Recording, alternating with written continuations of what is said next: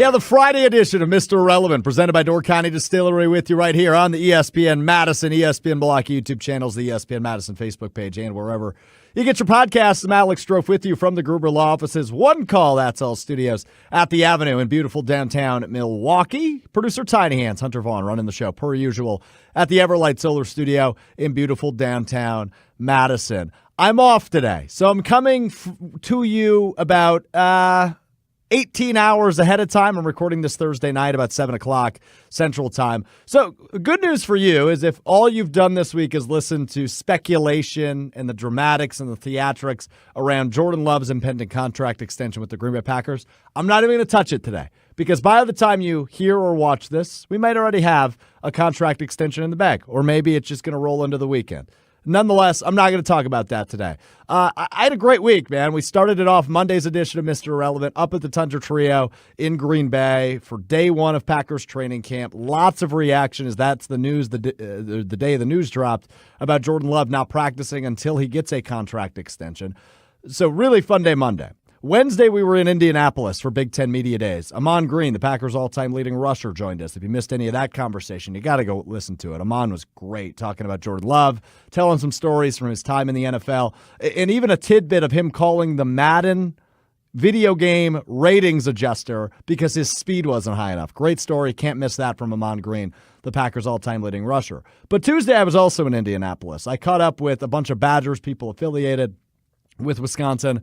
Want to air two conversations for you today. One with the athletic director of Wisconsin, who was extended yesterday. Chris McIntosh extended 5 years as the athletic director of Wisconsin. So apparently you talked to me, good things happen to you. I don't know. Maybe I'll take credit on that one. So I want you to hear the conversation I had with Chris McIntosh. We talked the explosion of women's sports and how Wisconsin is capitalizing on that. We talked about facility upgrades, which is something he's put an emphasis on since taking over for Barry Alvarez as the athletic director at UW. And, of course, we talked Luke Fickell, year 2 for the Wisconsin football program, and Chris McIntosh, pretty good Wisconsin football player back in the day, the former first-round pick. So he weighed in on a ton of stuff around the football program. Also want to play for you the conversation I had with Badgers star safety Hunter Wohler as the college football season approaches. Wohler coming off of a first-team All-Big Ten selection last year, but ready for more. The future NFL draft pick sat down with me for about 10 minutes just to talk about year 2, the comfortability in Luke Fickell and Mike Tressel's defense at Wisconsin, and a ton more. We talked water skiing. He's actually throwing out the first pitch of the Brewers game tonight. So you can hear if he has nerves or not. I'll save that for the conversation. That's all still ahead, but first, Wisconsin Athletic Director Chris McIntosh joins me now right here on Mr. Irrelevant. Excited to be joined now by the athletic director of the University of Wisconsin, Chris McIntosh. Joins me now in the new home of Badgers volleyball here, 100.5 ESPN. Chris, I don't know if we've ever gotten an official statement from you on the radio about our new partnership, which is really exciting starting this fall. Well, yeah, the feeling is mutual. We are excited about it. I think it's a unique way to showcase not just Badger volleyball and to bring it to fans, but also to advance the game of volleyball, the sport of volleyball, which is really important to us. It's really important to our coach, Kelly Sheffield, and Wisconsin volleyball in the Madison area is growing. It's exploding, and I think our partnership together is a way to continue to build on that. Absolutely, and the explosion of women's sports over the last half decade has been fascinating to watch, and Kelly is such a big part of that in his advocacy. How important is having a guy like that in the role he is in for the university and for women's sports overall? Well, I think it's special. I mean, Kelly is a special person. I think it would be really easy for a coach in the position that Kelly is in to, more or less focus on just your job and be successful and become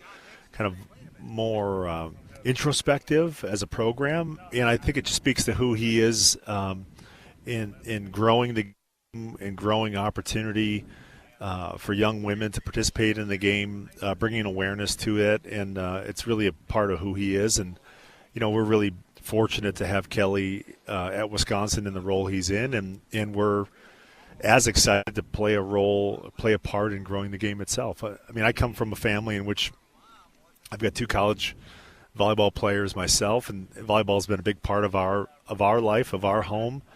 I've seen firsthand, what it can do for someone and the opportunity it can provide. And makes me as or more excited to be part of it. You're a pretty darn good football player, Chris. How are you on the volleyball court? Horrendous. Really? Yeah. I mean, I never played a sport in which I actually hit a ball or made contact with anything. So, when my girls want to pepper in the backyard, with the volleyball, it's a joke. I don't make it very long. Seriously? Yeah. I figured as like a first-round NFL draft pick, hand-eye coordination might have been your thing. This is surprising to me.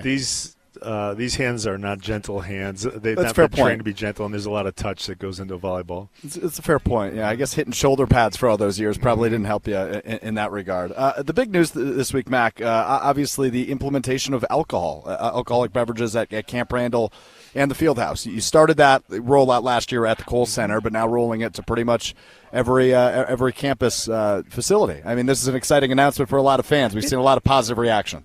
It is, and I'm glad the reception has been positive. It's something that our fans have been asking for. Clearly, it's something that has grown momentum in the market at sports venues.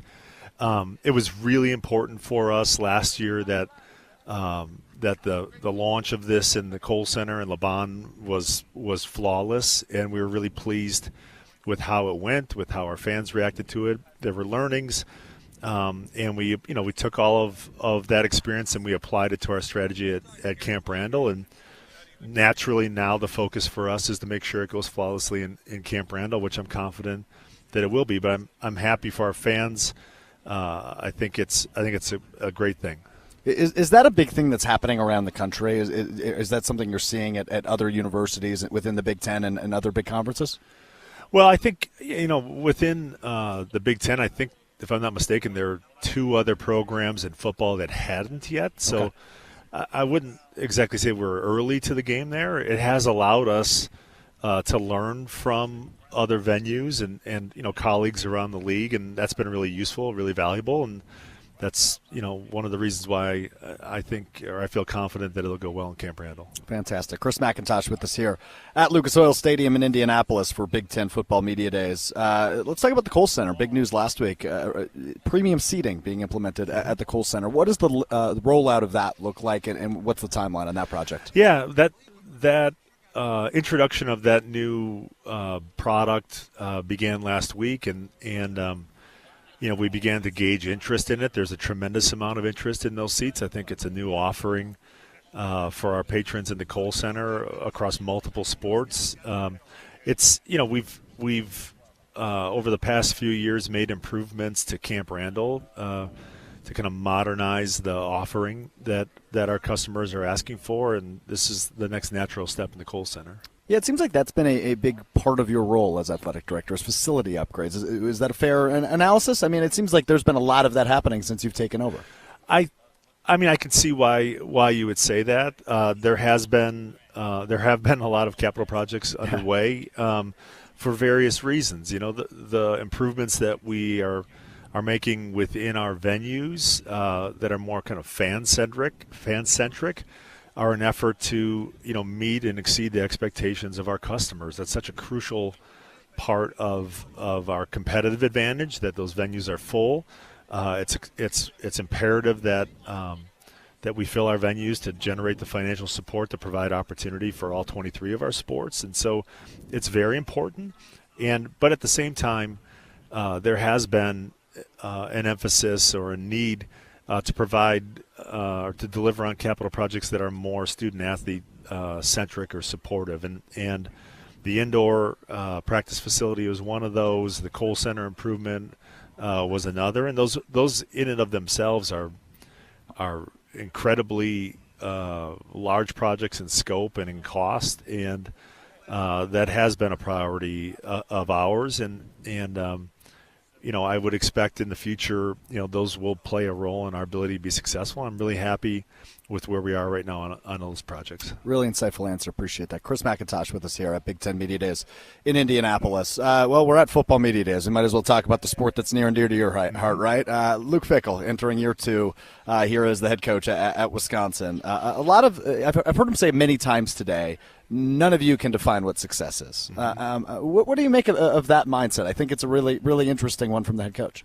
Yeah, I think, when Luke and I first got to know each other throughout the process, and then when he came to Madison, and we got to work. The emphasis has been on one of the kind of core values that our program has always had, which is focus on those things that you can control. And I said it the day we announced that Luke would become the head coach. It's a day-to-day process, and the outcome of that process can lead to success, has the potential to lead to success, has the potential to lead to championship caliber play. And I'm really pleased with the progress that we've made now over the course of the last year and a half. I feel for our fans. I wish they had the same perspective or level of access that I do, because it has been a day-to-day thing. I was really pleased with how spring ball went. I think our program has gotten better. I think our program has gotten stronger. I'm excited for our team this year to go out in Camp Randall and show what they've been working on, the progress that they've made against some of the highest caliber teams in college football. That's an incredible opportunity, and I think it's one that our fans get excited about, and I think it's one that first and foremost our team gets excited about, and that makes me excited. So I was going to ask Chris, and I am a believer there is such thing as a stupid question, so I might ask you one here. But obviously you're an alum of the program, but you're also the athletic director. So being a fan versus being athletic director, specifically of the football program, is that a tough balance, or is it kind of like a perfect mixture being the AD that you can be a fan of the football program? Well, I might maybe word it a different way. I think you can tell me it's a stupid question. It's not a stupid question. I would if I thought that, but it's not. I think both of those care about the program, and I think that's where there's alignment. Both a fan and in the role I have, there's a love for our program. There's a desire for it to be the very best it could be, for it to reach its potential, and to kind of to dedicate ourselves to that, to visualize that. I don't think that those things are mutually exclusive. I think in the role that I'm in, it allows me the ability to influence that, and first and foremost, or most impactfully, through our head coach and a belief in what he brings to our program and the culture that he's trying to establish within our program. That makes me very excited, and it makes me excited in the role that I'm in. It makes me excited as someone who cares about the program. It makes me excited as a former player of the program, and the approach that Luke is taking is one in which there are no shortcuts, and it's an attempt to build a program that can have success year in and year out, sustain a Big Ten schedule, sustain the types of changes that we're talking about across the landscape. And it's not the first time that's been done at Wisconsin, and Luke knows that, and he's a student of the game. He's a student of college football, obviously, and Big Ten football, and I think that's one of the things that drew him to Wisconsin. Last thing for you, Chris, is the question everybody wants to know. On social media, Luke has tweeted out these quote-unquote bat signals, and Greg Gard has done, I know it's a thing with a lot of the programs when they land a recruit.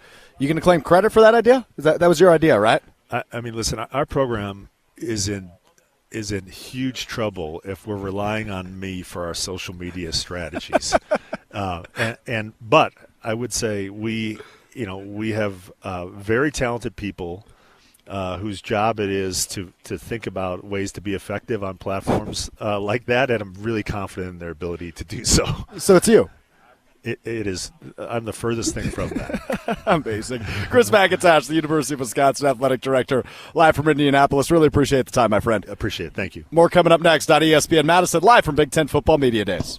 That Wisconsin Athletic Director Chris McIntosh with me here on Mr. Relevant, presented by Door County Distillery. Before we get to our conversation with Badgers safety Hunter Wohler and we wrap up the week, got to tell you about my friends at Door County Distillery. Locally produced, handcrafted, and award-winning spirits made in beautiful Door County. If you're heading up to Door County this weekend, going to be good weather. You got to stop in Carlsville. You've got to do the tour. You've got to do the tastings. They've also got exclusive products on site there in Carlsville at their location, Door County Distillery. Also right by Door County Coffee, Door County Candle Company. You can't go wrong by making a pit stop in Carlsville. But if you're not, you can bring Door County to you. Whether you're in Madison, you're in Milwaukee, all you got to do, pull up their website, doorcountydistillery.com. Find the retailer nearest you. Whether you need that glorious green bottle of gin, you'd love that big blue bottle of vodka, the cherry brandy made with local Door County cherries, or if you're like me and you're a whiskey person, the 27-time gold medal award-winning single malt whiskey. They've got a great bourbon. They've got a really good rye whiskey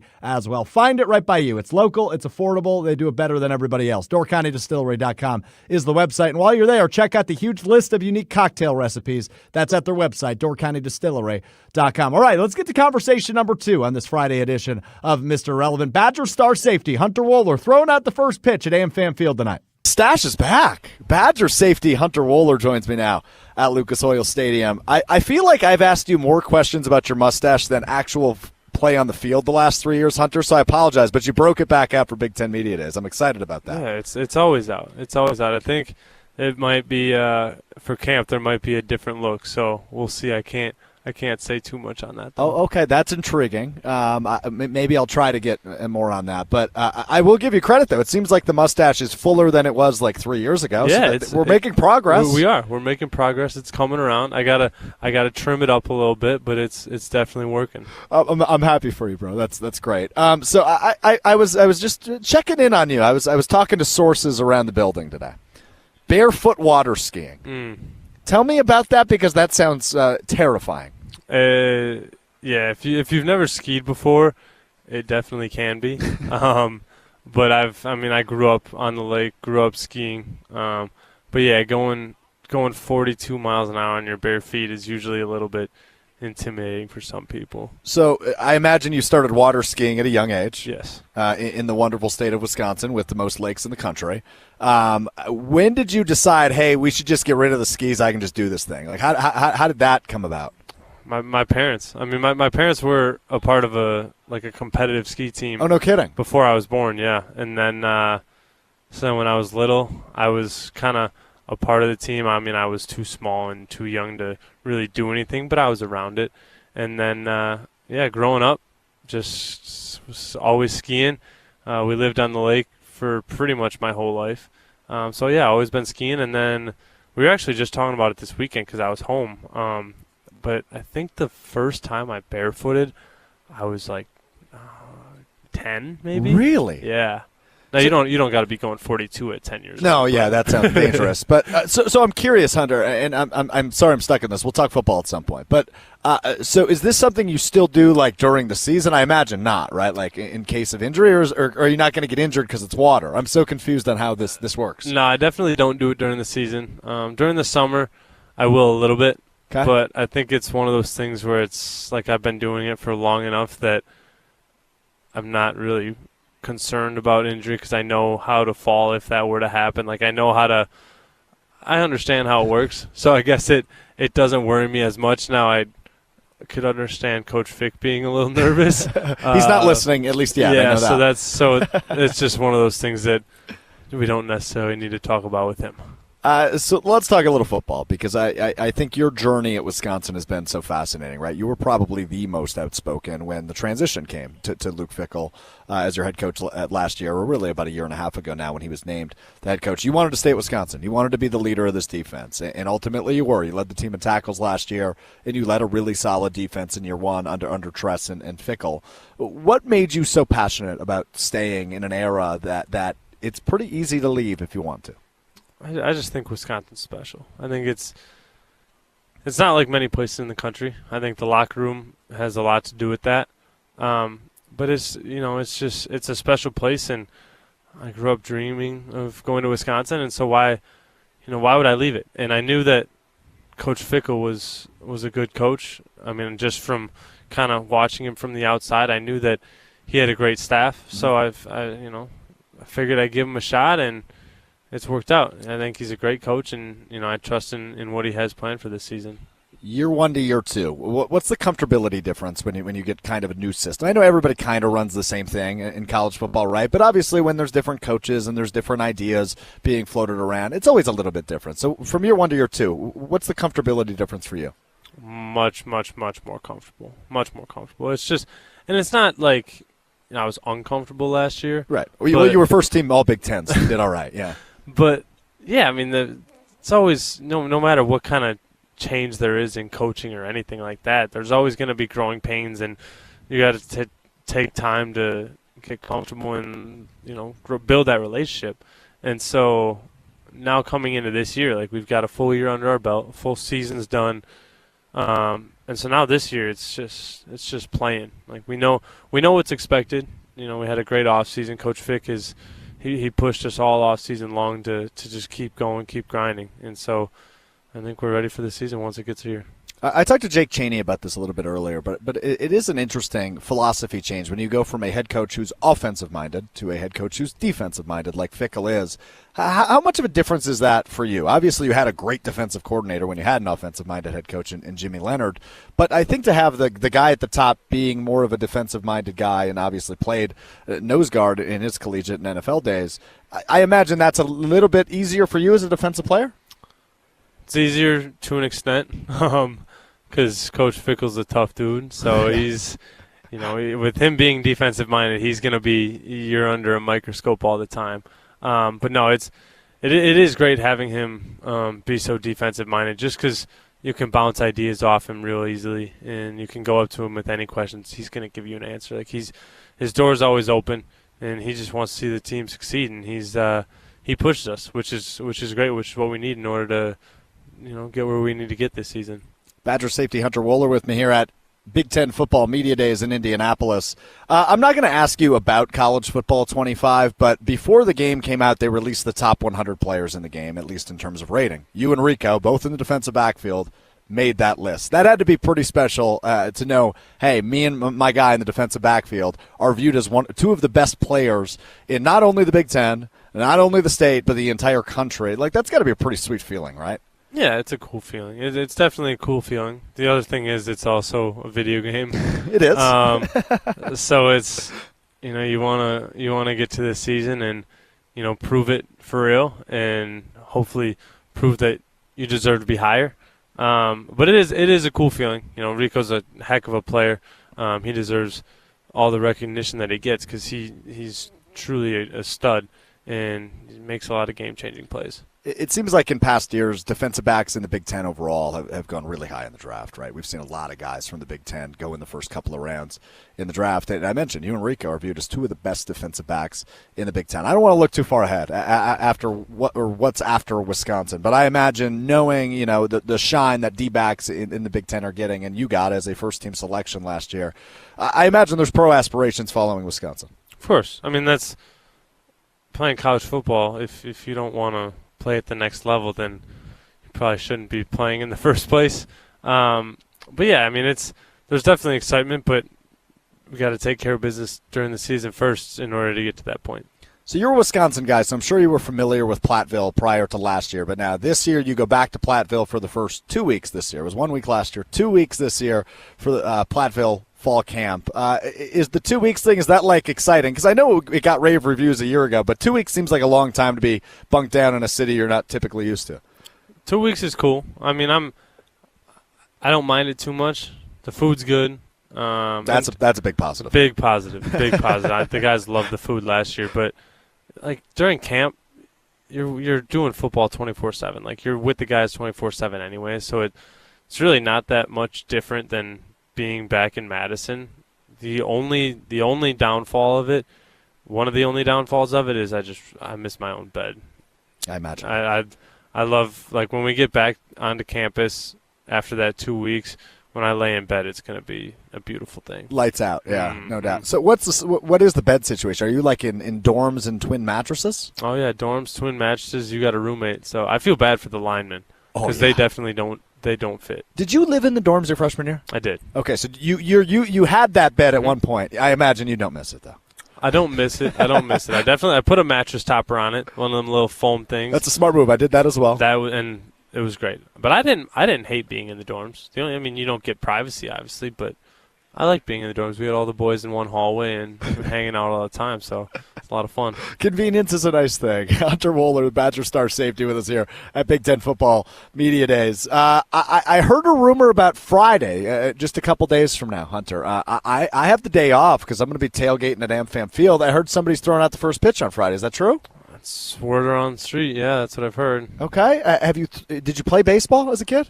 I did. I played a little bit. I played like first and second grade. Then I came back and played 6th through 8th.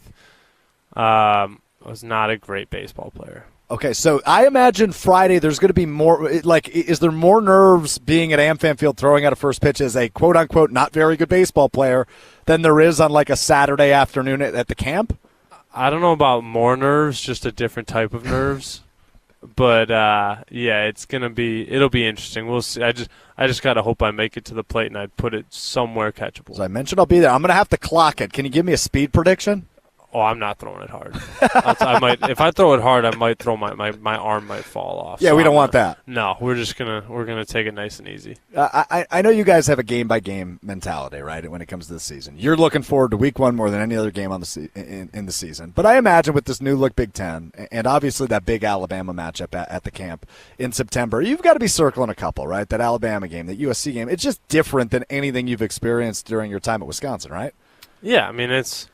Being able to play teams like that have been historically that good and typically at the top every single year, you always look forward to that. That's what playing college football is all about. And you love the competition and you want to play against the best. And it's a great chance to prove yourself and for the team to prove themselves and do that on a big stage. So yeah, I mean, yes, you look forward to those games, but got to take it week by week, otherwise it catches up on you real quick. That's fair. That's definitely fair. Last thing for Hunter Wohler here at Big Ten Football Media Days. So I heard a rumor that there's a suit guy at Camp Randall that kind of gets you dressed for Big Ten Media Days. So you're wearing a great suit. You're the best dressed on your team. I'm going to give you the crown. Thank you. You've got like a light red blazer with some pink and gray accents throughout, a nice black and white tie, some gray pants. Did you pick this out yourself, or did the suit guy hook you up? So I picked out the blazer. I picked out the blazer pattern. Good pick. And then he kind of helped me piece the rest of it together. But I saw this pattern. I figured it would look pretty cool. Between you, Jack, and Jake, you think you did the best? Yeah, of course. My guy does not have confidence. Hunter Wohler, Badger Safety. Appreciate the time, brother. Awesome. Thank you very much. All right, time to wrap up the week and the show, as we always do. Time now for What Strouf Learned. And I mentioned I was in Indiana Tuesday, Wednesday, and thanks again to Chris McIntosh and Hunter Wohler for jumping on with me. I'm fascinated by a stretch of highway in Indiana where it is nothing but windmills.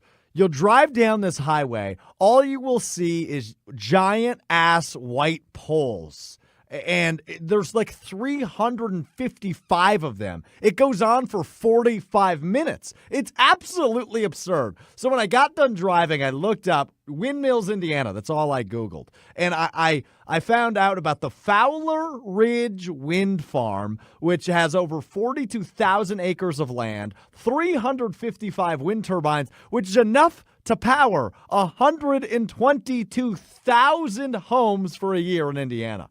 Pretty smart, pretty wild. All right, that's what I learned. Just figured you needed to know that.